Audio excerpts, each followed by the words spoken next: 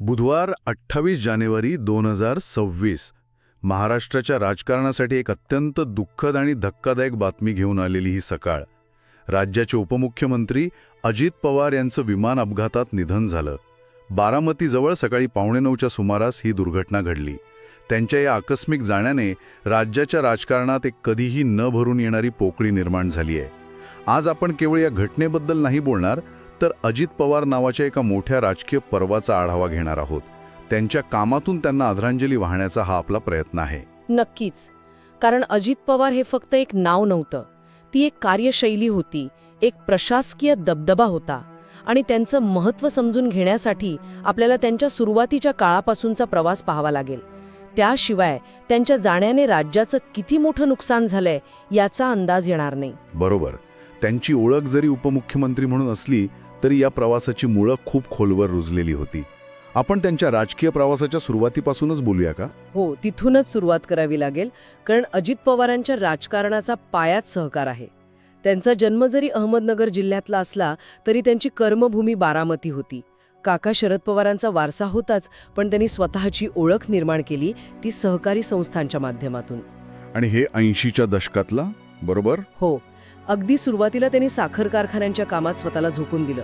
आणि पश्चिम महाराष्ट्रात सहकारी चळवळ म्हणजे फक्त एक उद्योग नाही, ते एक सत्ता केंद्र आहे.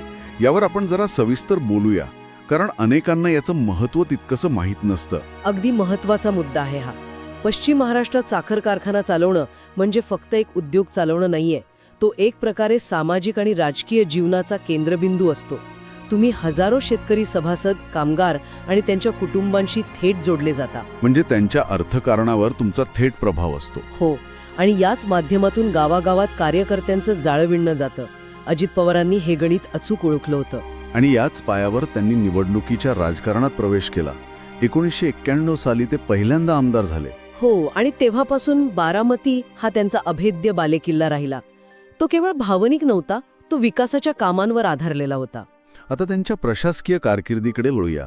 करारी प्रशासक, काम करणारा नेता, ह्या सगळ्या ओळखी त्यांच्या कामाच्या पद्धतीमुळेच तयार झाल्या. त्यांचं वेगळंपण होतं त्यांच्या रिझल्ट ओरिएंटेड दृष्टिकोनात. म्हणजे कामाला महत्त्व देणारे. अगदी.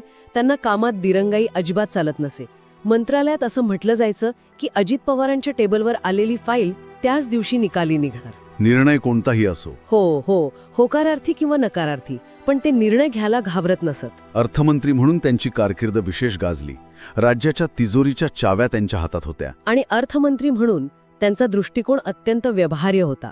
त्यांनी ग्रामीण रस्ते, सिंचन प्रकल्प आणि पायाभूत सुविधांसाठी नेहमीच मोठी तरतूद केली. पण मग कल्याणकारी योजनांचं काय? त्यांनी आर्थिक शिस्तीचा आग्रह धरतानाही कल्याणकारी योजनांना कधी कात्री लावली नाही. हा समतोल साधणं खूप कठीण असतं आणि ते त्यांनी करून दाखवलं. आणि जलसंपदा खातं, महाराष्ट्रासारख्या राज्यात जिथे सिंचनाचा प्रश्न इतका मोठा आहे, तिथे त्यांचं काम कसं राहिलं?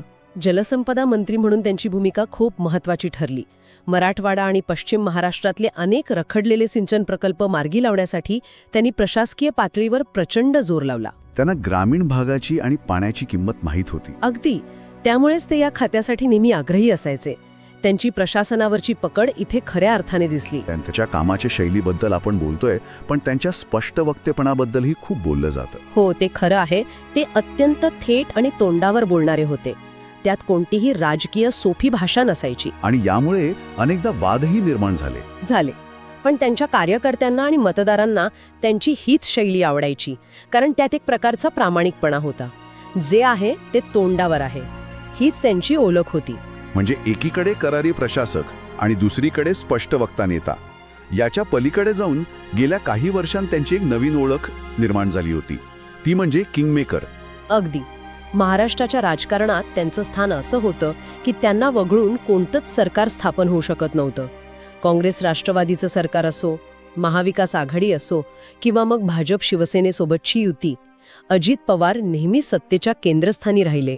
विशेषतः जुलै 2023 मधली राष्ट्रवादी काँग्रेसमधली फूट हा त्यांच्या कारकिर्दीतला एक अत्यंत महत्त्वाचा टप्पा होता.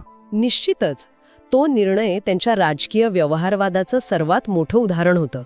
त्यांनी विचारधारेपेक्षा राज्याचा विकास आणि प्रशासकीय स्थिरता महत्त्वाची मानली. सत्तेत राहूनच लोकांची कामं करता येतात, हा त्यांचा ठाम विश्वास होता. आणि या निर्णयाने त्यांना महाराष्ट्राच्या राजकारणातील एक असा नेता म्हणून स्थापित केलं ज्याच्या निर्णयावर सरकारचं भवितव्य अवलंबून असायचं. हो, ते खऱ्या अर्थाने किंगमेकर बनले. तर मग या सगळ्याचा अर्थ काय? एक मजबूत प्रशासक, तळागाळाशी जोडलेला नेता आणि राजकारणातील किंगमेकर, अशा नेत्याच्या आकस्मिक जाण्याने महाराष्ट्रावर नेमका काय परिणाम होईल? याचा परिणाम खूप दुर्गामी आहे. आपण ते 3 स्तरांवर पाहू शकतो. पहिला आणि सर्वात मोठा परिणाम होईल तो प्रशासनावर. म्हणजे अर्थ, नियोजन, सहकार आणि सिंचन यांसारख्या विषयांची सखोल जाण असलेला नेता राज्याने गमावला आहे. अनेक महत्त्वाचे प्रकल्प त्यांच्या थेट नियंत्रणाखाली होते. आता तिथे एक मोठी पोकळी निर्माण झाली आहे, जी भरणं खरंच खूप कठीण आहे. आणि दुसरा परिणाम त्यांच्या पक्षावर, म्हणजे राष्ट्रवादी काँग्रेसच्या त्यांच्या गटावर होईल. हो, ते त्या गटाचे निर्विवाद नेते होते. संपूर्ण पक्ष त्यांच्या व्यक्तिमत्वाभोवती एकवटला होता. त्यांच्याशिवाय त्या पक्षाची धुरा कोण सांभाळणार, हा एक खूप मोठा प्रश्न आहे. त्यांच्यासारखा करिश्मा आणि प्रशासकीय अनुभव असलेला दुसरा नेता आज तरी दिसत नाही. आणि तिसरा आणि सर्वात महत्त्वाचा परिणाम म्हणजे राज्याच्या एकूण राजकारणातील समीकरणांवर. बरोबर.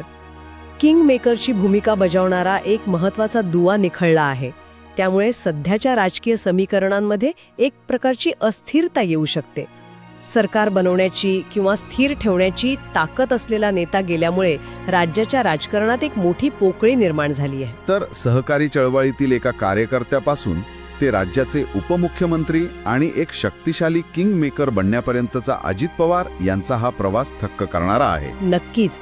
त्यांच्या कामाचा, त्यांच्या निर्णयांचा आणि त्यांच्या शैलीचा ठसा महाराष्ट्राच्या विकासावर आणि राजकारणावर कायम राहील. त्यांची ओळख केवळ एक राजकारणी म्हणून नाही, तर एक धडाडीचा प्रशासक म्हणून कायम स्मरणात राहील. हो, आणि त्यांचं नसणं हे महाराष्ट्राच्या प्रशासकीय आणि राजकीय वर्तुळात नेहमीच जाणवत राहील. अजित पवार यांच्या जाण्याने महाराष्ट्राच्या राजकारणात एक अध्याय संपला आहे.